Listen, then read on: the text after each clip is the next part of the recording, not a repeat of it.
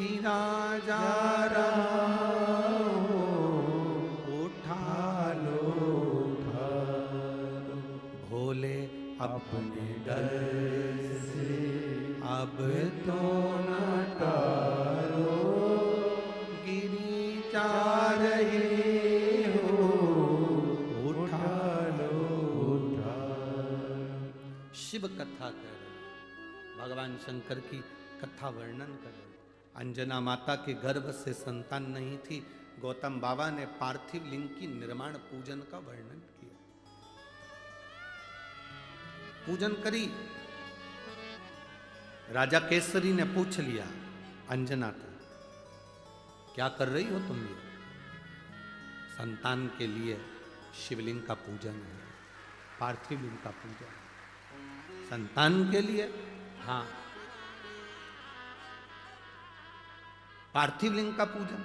हाँ, पहले कैसरी अंजना के साथ में, माता अंजना जी के साथ में बैठकर शिवलिंग का पूजन नहीं कर रहे थे। कैसरी बाबा पहले माता अंजना जी के साथ में बैठकर शिवलिंग का पूजन नहीं कर रहे थे, पर जब माता अंजना के पूजन को देखा कैसरी बाबा ने, जब माता अंजना के पूजन को कैसरी बाबा ने जब देखा, तब माता अंजना के पूजन को देखकर कैसरी बाबा ने विचार कर लिया कि अब मैं भी अंजना माता के साथ में बैठकर शिव की आराधना करूंगा, शिवलिंग की पूजन करूंगा। मैं भी अंजना माता के साथ में बैठकर शंकर की आराधना करूंगा, शिवलिंग की पूजन करूंगा। लग गए।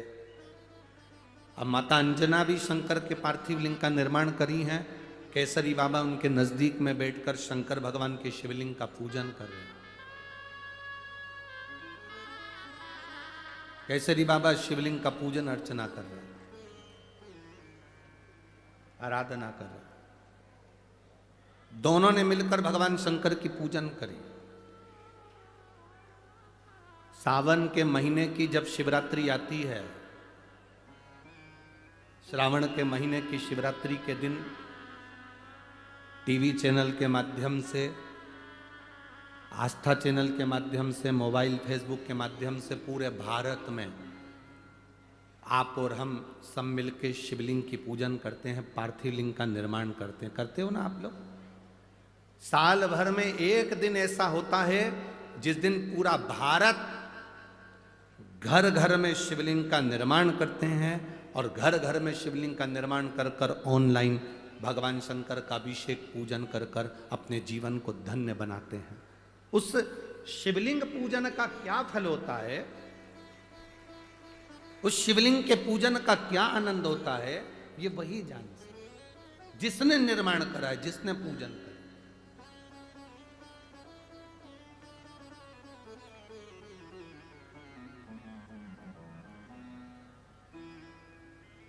जो शिवलिंग के निर्माण को कर लेता है, शंकर भगवान का जो पूजन करता है, उसको मालूम पड़ जाता है कि शिवलिंग पूजन का क्या फल है, मंदिर जाने का क्या फल है, लोटा भर के जल चढ़ाने का क्या फल है, शंकर का अनुमोदन करने का क्या फल है, शंकर भगवान का शिवलिंग पर चढ़े हुए जल का आचमन करने का क्या फल है, एक बेलपत्र को पाने का क्या फल है, शिव महापुराण की कथा के पंडाल में बैठकर या टीवी के सामने बैठकर या मोबाइल के सम्मुख में कथा सुनने का क्या फल है।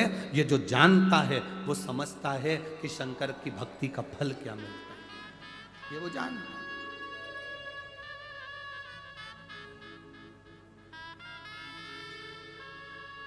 शिव भक्ति के फल को।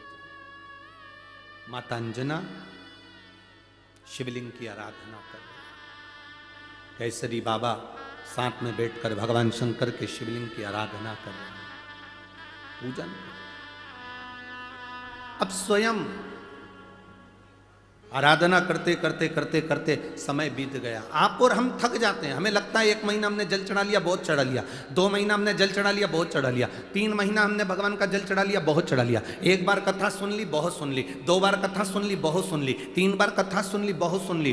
ध्यान देना, उदर की तृप्ति भोजन से, पेट भरने के लिए रोज भोजन करना जरूरी है और आत्मा की तृप्ति के लिए रोज कथा सुनना जरूरी है। प्रतिदिन सुनो, प्रतिदिन प्रतिदिन श्रवण करो।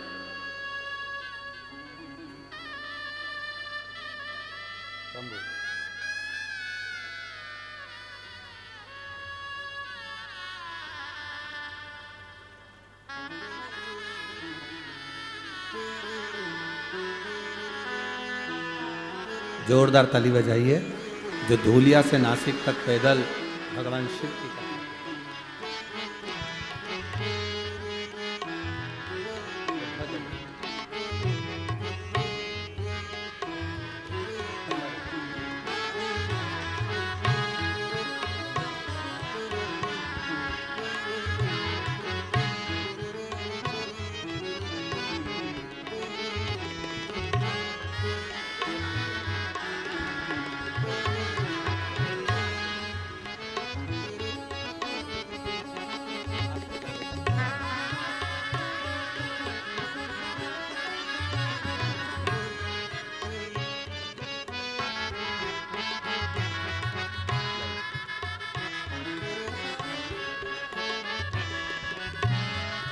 अनीता देवरे तो श्री समाधान कांकुणी, श्री गोपाल देवरे जी, ये सभी लोग पैदल यहाँ तक बाबा के धाम तक पहुँचे।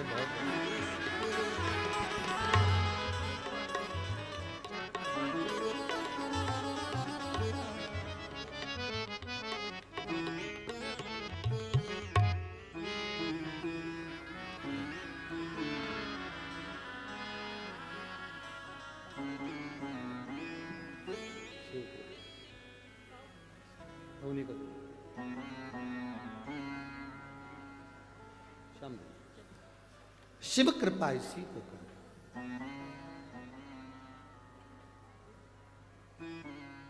बाबा देवाधिदेव महादेव ओघड़दानी त्रिकालदर्शी कैलाशी अविनाशी शिव है। अब धूलिया की कथा को कितने दिन हुए होंगे, पंडाल में बैठकर जो मांगा गया वो बाबा देता है। आप लोग आज विराम दिवस, कथा का समापन है, विराम दिवस है, आप सब विराम की कथा में आए हो। हमने पहले भी कहा मेहमान जब जाते हैं घर के बच्चों को 150 रुपये देकर जाते हैं और शिव महापुराण जिस दिन विराम होती है वो अपना भंडार लुटा कर जाती है। जो बटोरने वाले हैं वो बटोर लेते हैं। मेहमान जाते समय कुछ देकर जाते हैं, उसी तरह मेरा बाबा भी विराम के दिन में कुछ ना कुछ ऐसा देकर जाता है जो जीवन की सार्थकता सिद्ध हो जाए।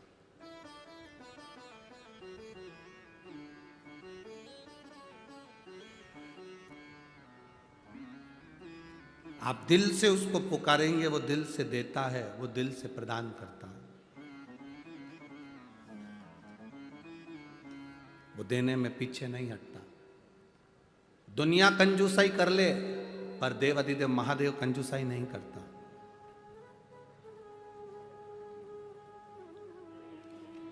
बाबा कंजूसाई नहीं करता।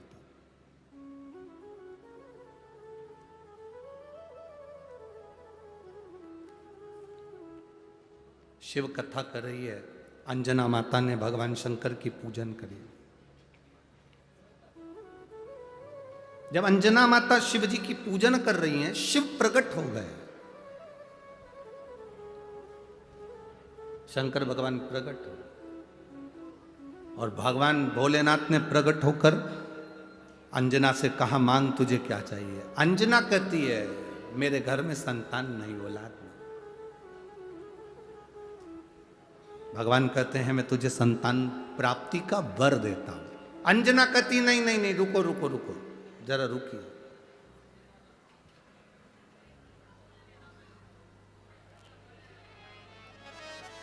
ऐसी औलाद नहीं चाहिए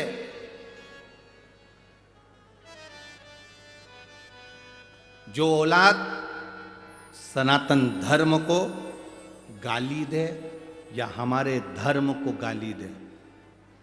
अंजना कहती है मेरे गर्भ से अगर कोई औलाद हो तो भोलेनाथ तुम्हारे जैसी संतान होना चाहिए। केवल भगवान से ये मत कहना कि मेरे 15 साल हो गए, 8 साल हो गए, 10 साल हो गए, संतान नहीं, संतान दो। ना ना ना, भगवान से कहना औलाद ऐसी देना जो भारत देश में जन्म ले, भारत का भोजन करे, भारत की भूमि पर रहे और भारत की सभ्यता, संस्कृति और भारत के सनातन धर्म को और चार चांद लगाए, ऐसी औलाद देना। स्वामी विवेकानंद जैसी, रामकृष्ण परमहंस जैसी, संत तुकाराम जी जैसी, चैतन्य महाप्रभु जी जैसी, श्रीमद वल्लभाचार्य जी जैसी संतान हमारे गर्भ से जन्म ले। मीरा, कर्मा, ध्रुव, प्रहलाद जैसी औलाद हमारे यहां जन्म ले। ऐसी औलाद ना पैदा करना जो इलू इलू करती फिर, ऐसी औलाद को कहा करे? ऐसी औलाद किस काम की जो केवल फिल्म के गाने गा रही है, केवल जो एक्टर हैं उनको देखकर अपने जीवन को सार्थक बनाने की सिद्धता रखती है।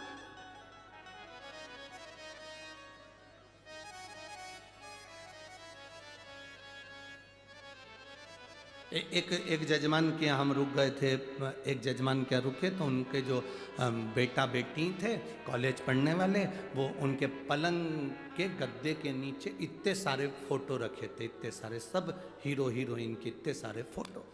अब उनके माता पिता हमको घर दिखाने ले गए, गुरुजी ये बेटी का कक्ष है, ये बेटे का कक्ष है, ये इसका कक्ष है, वो उसका कक्ष है, वो ऐसे ऐसे। वो उसके पलंग के सिराने पर, टेबल पर इतने फोटो रखे। तो हमने पूछ लिया ये क्या रखा है, तो हम समझे कि कोई किताब मिताब बच्चे पढ़ते होंगे वो होगी। तो उन्होंने जो दिखाया तो ऐसी एल्बम जैसी थी और ऐसी पूरी गड्डी थी एल्बम की, उसमें फोटो ही फोटो लगे थे। हमको लगा इनके घर के लोगों के फोटो होंगे, हमने कहा जरा दिखाना। उन्होंने दिखाया, दिखाते से हमने देखा तो सारी हीरोइन के फोटो, सारे हीरो के फोटो उस एल्बम में लगे हुए थे। हमने बेटी को पूछा कि बेटा तुमने ये फोटो अपने पास में क्यों रख रखे हैं? गुरुजी सुबह उठती हूँ ना तो सबसे पहले मैं आँख खोलकर एक एक का चेहरा देखकर जानना चाहती हूँ कि मेरे लिए कौन गुड है, मेरे लिए कौन लकी है, फिर मैं उसका चेहरा रोज देखूंगा। मैंने कहा इतने सारे फोटो में से अभी तक कितने देख लिए, सबको एक बार देखकर देख लिया पर कोई लकी नहीं मिला। हमने कहा एक काम करो, अपने मम्मी पापा का फोटो अपनी एल्बम में लगाओ, सुबह उठकर देखना वो लकी कहलाए। अपने माता पिता से ज्यादा लकी संसार में कोई नहीं हो सकता। जिसने जन्म दिया उसका चेहरा तुम्हारी निगाहों में होना चाहिए। जब तुम सुबह उठो तो अपने माता पिता के चेहरे की स्माइल देखकर उठो तो तुम्हारा दिन भी अच्छा निकल कर जाता है। उससे ज्यादा लकी क्या हो सकता है? माता पिता का चेहरा नहीं देख सकते तो देवाधिदेव महादेव का देखिए, माता पार्वती जी का देखिए, भगवान शिव का देखिए, वो लकी रहेगा। जिनके कपड़ों के ठिकाने नहीं, जिनके खाने पीने के ठिकाने नहीं, वो तो खुद अनलकी है। तुम्हें क्या लकी बनाएंगे? वो तुम्हें लकी बनाने चलेंगे, वो तो खुद अनलकी। उनका लक है क्या? अपने वस्त्रों को, अपने पहनावे को जनमानस तक श्रेष्ठ पहनावा नहीं दे पा रहे, श्रेष्ठ ज्ञान नहीं दे पा रहे। वो खुद ही दूसरे को ज्ञान नहीं दे पाए तो वो खुद ही तुमको क्या देंगे? अपने माता पिता से बढ़िया दुनिया में कोई नहीं है। हीरो हीरोइन को कितना भी देख लेना पर वो अपनी प्रॉपर्टी का कोई हिस्सा तुमको नहीं देंगे। नासिक वालों को देते हो तो बात दूसरी है।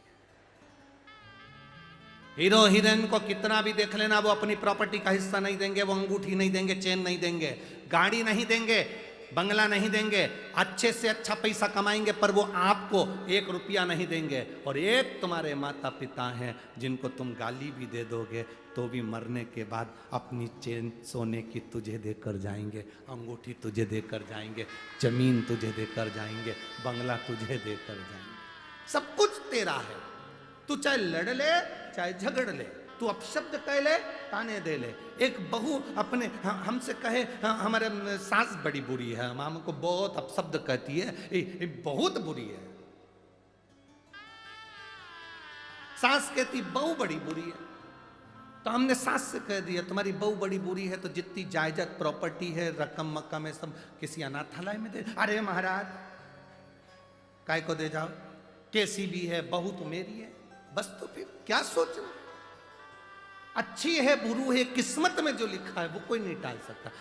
एक लड़की थी, वो भगवान से रोज प्रार्थना करती थी, बाबा मेरी जहाँ शादी हो मेरी सास जरूर मिले, क्योंकि मेरे घर में मेरी माँ नहीं है, तो मेरी जहाँ शादी हो वहाँ सास जरूर मिले। दुनिया की पहली ऐसी लड़की थी जो भगवान से सास मांगती थी। नहीं तो आजकल की लड़की तो भगवान से प्रार्थना करती, हम दो, बाकी को सबको गोदावरी में फेंक दो, बस हम दो, बाकी के जितने घर के उनको गोदावरी में फेंक दो।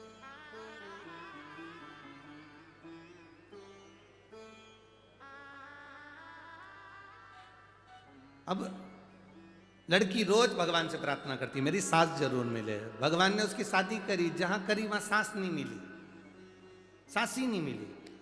वो बड़ी दुखी हो गई, करूं क्या, मेरी सास नहीं, अब किससे पूछकर भोजन बनाऊं, किससे पूछकर मैं कोई काम करूं, पापड़ बनाना है, बड़ी बनाना है, भोजन बनाना है, कौन से पूछूं। कोई घर का बड़ा होता तो बताता। घर में तगाड़ी पड़ी थी, तगाड़ी जानते हो ना, लोहे की तगाड़ी, फावड़ा, गेती, लोहे की कुर्सी, जितना सामान पड़ा था सब लोहार की दुकान पर ले गई। लोहार से जाकर कहा इस लोहे की मुझे सास बना कर दे दो। लोहार ने पूरा सामान गला दिया, लोहे की सास बना कर दे दी। उसने सास को साड़ी वाड़ी पहना दी, श्रृंगार मिंगार कर दिया, काजल लाली सब लगाकर कुर्सी पे बिठा दिया। सास से पूछती बताओ माँ रोटी बनाऊं कि पूड़ी बनाऊं। सास से पूछ कर जाती, जो मन पड़ता बना लेती। सब्जी काय की बनाऊं, दाल बनाऊं कि भाजी बनाऊं, पूछ कर जाती बना लेती। एक दिन पति खेत पर जा रहा था, पति ने पत्नी से पूछा क्यों, मेरी तगाड़ी रखी थी, फावड़ा रखा था, गेती रखी थी, कहाँ गया। पत्नी ने तुरंत कहा उसकी तो मैंने गलवा कर सास बनवा ली। इतने में तो पति को गुस्सा आ गया, पगली मूर्ख, अकल नहीं है, मेरा खेत का सामान, खेती का सामान, जमीन का सामान सब नाश कर दिया तूने। पति ने आधी रात को उसको धक्के मारकर घर से निकाल दिया। ऐसी पागल पत्नी मुझे नहीं चाहिए। जब सांस नहीं थी तो लोहे की बनाने की जरूरत क्या थी, और धक्के मारकर निकाल दिया।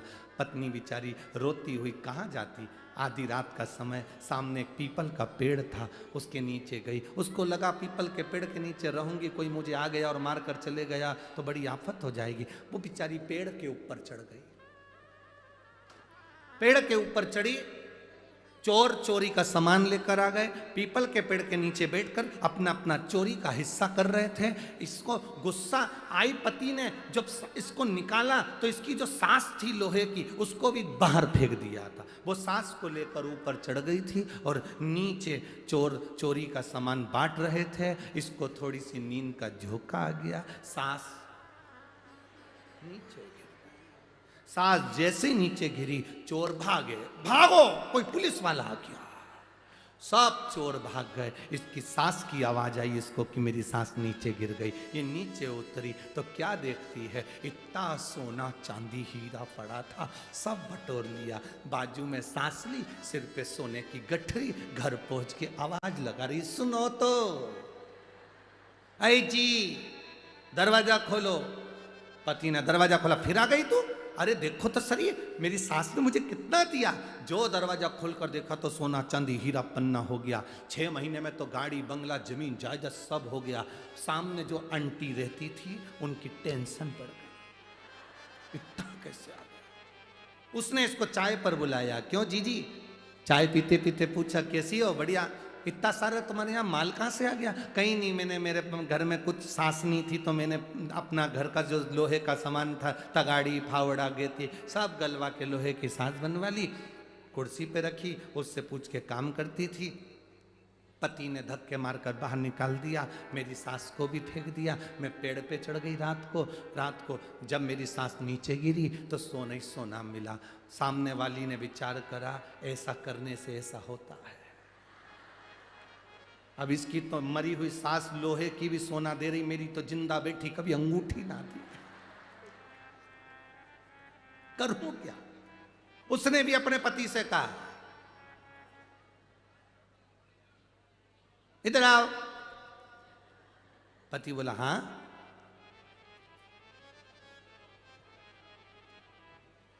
तुम्हारा जितना लोहे का सामान है ना सब गलाऊंगी, सास बनवाऊंगी। पति बोला मेरी माँ है तो। अरे चुप रहो, तुम्हारी माँ है चुप। मैं बस गलवाऊंगी, सास बनाऊंगी, उससे पूछूंगी रोटी कैसे बनाऊं, चाय कैसे बनाऊं, ये कैसे बनाऊं। तुम आधी रात को मुझे धक्के मार के निकाल देना, लोहे की सास को बाहर फेंक देना, मैं पेड़ पे चढ़ जाऊंगी, नीचे गिरेंगी, सास सोना ही सोना मिलेगा। पति के पागल हो गई है, मूर्खों जैसे काम करती है। नहीं नहीं, मैंने बोला ना तुमसे। हाँ, उसने धक्के मार कर निकाल दिया, सास को लेकर चली गई, पेड़ पे चढ़ भी गई। रात को चोर भी आ गए, चोरी का सामान बांटने लगे। बांटते बांटते इसने सास को नीचे पटक दिया। चोरों ने विचार कर लिया अगली बार भी यही थी, पूरा माल यही ले गई, अब की बार नहीं छोड़ना है, उतारो इसको नीचे। उसको नीचे उतारा, 2-4 धरके दिए। जो गले में चेन मंगलसूत्र पहनी थी वो भी ले लिए, खूब 2-4। नीली पीली होके घर गई। पति ने पूछा सोना चांदी मिला? हर कुछ नहीं। देखा देखी में काम बिगड़ जाता। देखा देखी में काम कभी सक्सेस हुआ क्या? बच्चे एक के पीछे एक बैठे थे, लिखने को आ गया दिल्ली की सबसे बड़ी मीनार का नाम लिखो। आगे वाले ने लिख दिया दिल्ली में कुतुब मीनार है। पीछे वाले को याद था कि दिल्ली में सबसे बड़ी मीनार कुतुब मीनार है, पर आगे वाले का देखकर उसने लिखने के चक्कर में लिख दिया दिल्ली में कुतिया बीमार है। भूल देखा देखी में काम बिगड़। अब देखा देखी करो ही गाय। उसने इतना बड़ा व्रत करा। कोई व्रत कर रहा है तो तुम्हारे मन में आ रहा है इतना व्रत, कुछ नहीं खाती, एकादशी के दिन पानी भी नहीं पीती, ऐसी मैं करूंगी। जो व्रत करा शुगर ऊंची नीची हो गई, 8 दिन तक हॉस्पिटल में पड़ी रही। उससे पूछा क्या करा था? बस पड़ोसन करती थी वैसे ही व्रत मैंने करा था। क्यों करना? जितना तुम्हारे शरीर से बने, जितना तुम्हारे शरीर से लगे, जितना तुम्हारे शरीर से लगे, जितना तुमसे बने उतना करिए। जब ना बने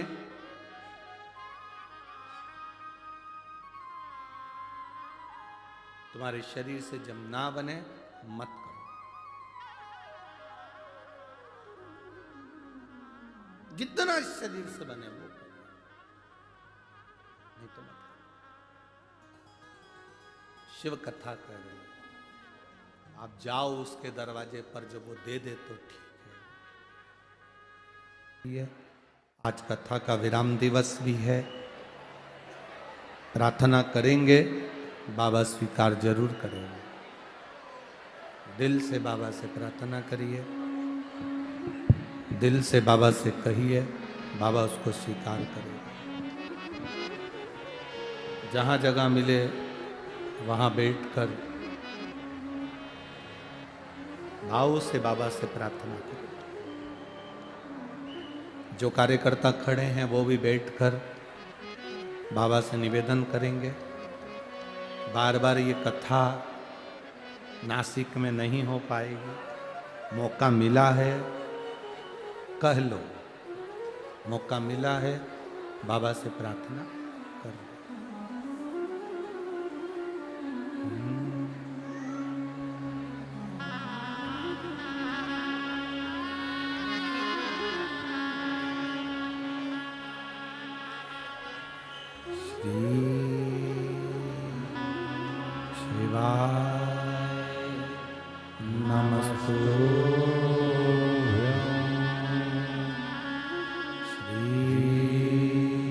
शिवाय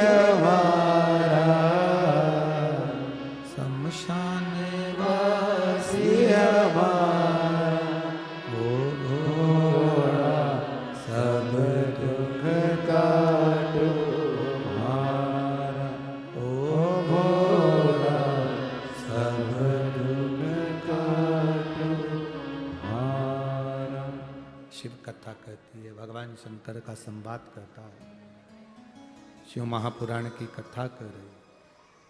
भगवान शिव ने आकर दर्शन दिया। बाबा ने कहा क्या चाहिए? संतान।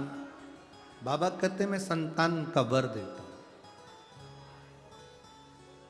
ऐसी संतान नहीं चाहिए जो सनातन धर्म पर उंगली उठाए, हमारे धर्म को गाली दे। संतान देना ऐसी जो तुम्हारे जैसी हो। बाबा ओघड़दानी शिव जी ने कहा कि मेरे जैसी संतान कहां ढूंढने के लिए जाऊंगा, कहां संतान ढूंढने जाऊंगा? बाबा ने कहा मैं स्वयं एक अंश के रूप में आपके गर्भ से प्रकट हूं।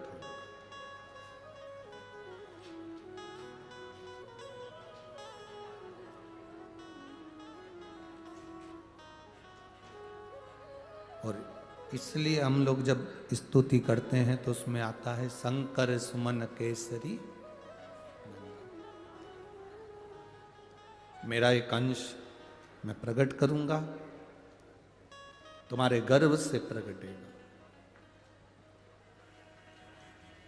माता अंजना के गर्भ से श्री हनुमंत लाल जी का प्रागट्य हुआ। श्री हनुमान जी महाराज प्रकट हुए। संपूर्ण विश्व के कल्याण के लिए, संपूर्ण विश्व के उद्धार के लिए श्री हनुमान जी महाराज का प्रागट्य हुआ। हनुमान जी महाराज प्रकट हुए। ये देव दीपावली की जो कथा है ये तो आज विराम हो जाएगी। 25 तारीख को, 28 तारीख से जो ददरौआ धाम भिंड में जो कथा है,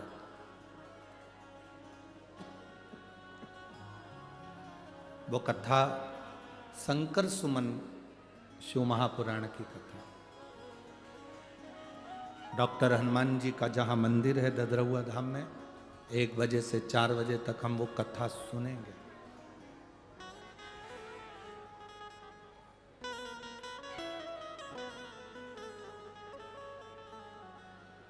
एक कथा जो एक तो जलगांव में कथा है 5 तारीख से 5 दिसंबर से, और एक कथा जालना में भी होने वाली थी, परंतु वो कथा कैंसिल हो गई है। उस कथा को कल भटिंडा पंजाब दे दिया गया है।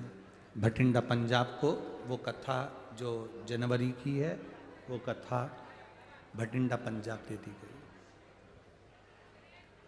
शिव कृपा, भगवान शंकर की उदारता। जलगांव की कथा तो है जो आप और हम 5 दिसंबर से श्रवण करेंगे, बड़ा महादेव मंदिर से उसको सुनेंगे। एक कथा अमरावती में भी है, राणे वहाँ की जो सांसद महोदय हैं उनकी तरफ से वो कथा रहेगी अमरावती की। वो भी दिसंबर महीना शायद 16 तारीख से वो कथा का स्मरण रहेगा। शिव कथा है, जहां मिल जाए, जैसी मिल जाए उसको ग्रहण करने का एक भाव प्रकट होना चाहिए। आपके नज़दीक में 100, 150, 200, 300 किलोमीटर की दूरी पर कथा हो, जाकर एक बार कथा का तत्व ग्रहण करना चाहिए। हनुमान जी के रूप में शंकर भगवान का प्रागट्य हुआ। अब भगवान कभी अकेला तो छोड़ता नहीं। देवता देते हैं पल्ला झाड़ कर और महादेव देता है छप्पर फाड़ कर। इसलिए अंजना माता के गर्भ से केवल एक पुत्र ने जन्म नहीं लिया, 6 पुत्रों ने जन्म लिया।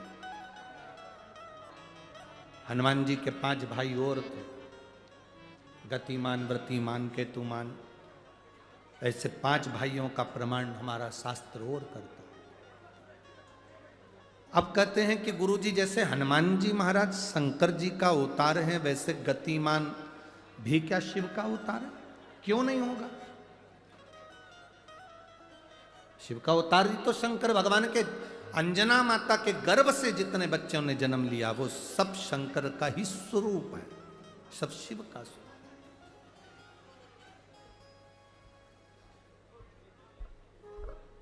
जैसे गोदावरी माता के तट पर विराजमान कपालेश्वर महादेव, भारत की भूमि पर पूरे विश्व में केवल एक कपालेश्वर महादेव का मंदिर एक ऐसा मंदिर है जिसका स्मरण आप कर सकते हैं कि शंकर भगवान ने ब्रह्मा जी को झूठ बोलने पर अपने नख से काल भैरव प्रकट करा था। काल भैरव से कहा कि ब्रह्मा जी का सिर काट दे। काल भैरव शंकर का अवतार, उन्होंने जाकर ब्रह्मा जी का सिर काट दिया। वो ब्रह्म हत्या काल भैरव पर, शंकर पर लग गई और शिव जी महाराज गोदावरी का स्नान कर कर नंदी के कहने पर, बछड़े के कहने पर उन्होंने जो स्नान करा तो ब्रह्म हत्या त्यागी। तो ब्रह्म हत्या त्यागने पर देवाधिदेव महादेव विराजमान हुए। दुनिया के लोग कहते हैं ये कपालेश्वर महादेव हैं। शिव महापुराण की कथा कहती है काल भैरव ने जो ब्रह्म हत्या का दोष लगा था वो अपने माथे लिया था, तो स्वयं भैरव ही शिवलिंग के रूप में यहां पर विराजमान है। ये कोई साधारण सी भूमि नहीं है।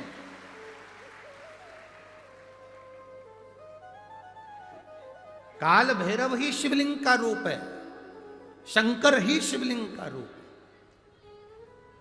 कपालेश्वर महादेव के रूप में। अगर कोई दिल से दर्शन करे कपालेश्वर महादेव का, पूरी भारत की भूमि पर भैरव जी की मूर्ति मिलेगी, पूरी भारत की भूमि पर भैरव जी का स्वरूप मिलेगा। पर केवल एक नासिक गोदावरी का तट कपालेश्वर महादेव का मंदिर एक ऐसा मंदिर है जिसमें काल भैरव के शिवलिंग के रूप में दर्शन होते हैं, शंकर के स्वरूप में दर्शन। काल भैरव कपालेश्वर महादेव के रूप में इनका दर्शन होता है। जो जान गया वो पहचान गया, जो नहीं जाना वो नहीं जाना। शिव को पहचानने के लिए नेत्र चाहिए। नेत्र अगर श्रेष्ठ हैं तो आप पहचान सकते। एक पत्र आया है, देखिए उस पत्र में